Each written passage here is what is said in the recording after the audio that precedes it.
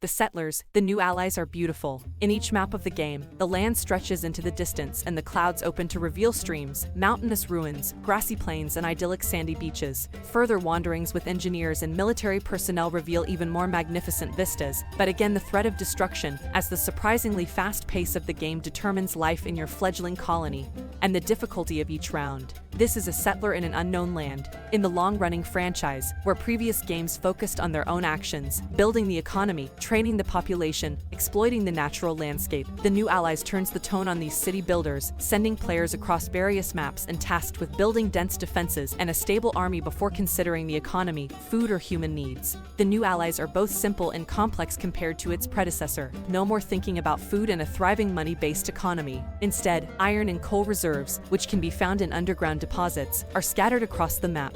These resources are directly used to enlist common citizens in the military and allow each civilization to build its own strength and power. But your apparent dependence on these resources presents a whole new set of challenges. The Settlers, New Allies is divided into several game modes, a large campaign with more than 10 hours of gameplay, and several skirmish modes where players go against online rivals or AI opponents. No matter which one you choose, you're tapping into the same basic idea. You are a ruler who wants to expand your civilization, build thriving cities, and protect your citizens as threats grow from all directions. Skirmish mode, which allows you to free play in building cities, is technically the main mode in the Settlers, New Allies. When you play the game, you usually start from scratch with Alari, Maru, or Jorn settlements, the only differences being their stylish buildings, unique fighters, and colors. Together with the new townspeople, you will start by building resource-gathering centers, sawmills, quarries. These machines provide a unique resource that is returned to other buildings and transformed from one to another, eventually becoming a tool of the army: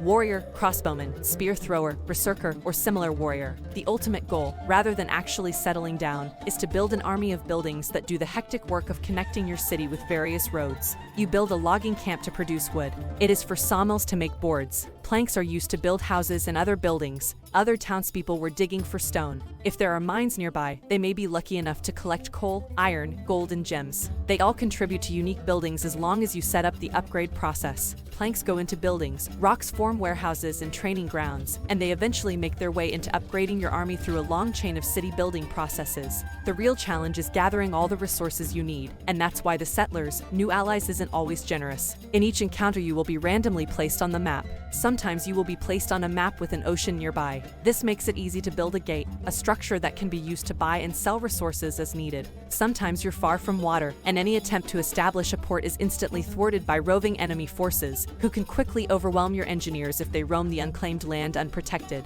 This is the second part of the New Allied challenge. You need to claim land to build on. To do this, you have to send engineers to breach your borders, but they're immediately put in danger by the aggressive enemy AI, which can't be adjusted for difficulty. In a randomly generated skirmish, I was far from mineral deposits, so I couldn't easily get iron and coal to build my army. Each time I take an adventure, I will immediately be killed by the opponent. I have carefully planned. They can clearly use this resource and end my ambition as soon as possible. Although the coincidence makes the exciting adventure I like this adventure and try to overcome many times, it also weakens my overall enthusiasm for this special little scale conflict. Being so dependent on resources and so easily separated from them, most importantly, by distance, feels cheap.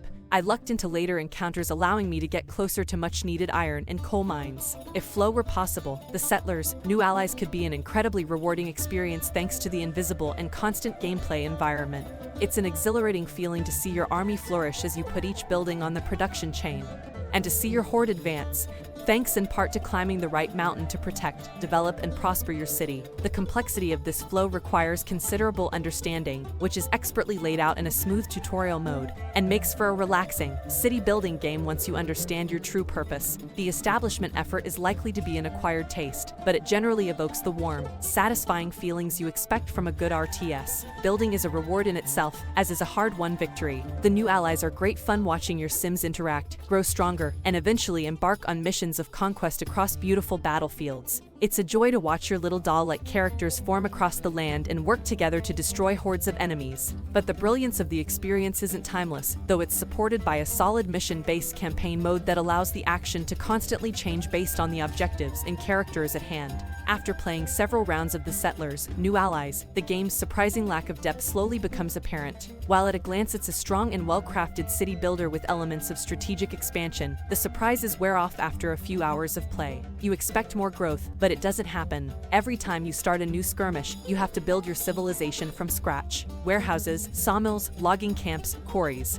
Then there are mines, furnaces, blacksmiths, ports, tool makers, guild halls, and several warehouses. Each building is connected to another building and must be connected again and again by roads. Unlike its near rival Age of Empires, it has the added weakness of what you see is what you get. There is no way to significantly upgrade your settlement, and there are no additional settlement unlocks. Also, your warriors cannot be equipped with a large number of weapons. There are no catapults or primary weapons, only ground troops that must be massed to overcome enemy attacks. There are some light tactics involved, including avoiding enemy towers and building your own to protect your weak points.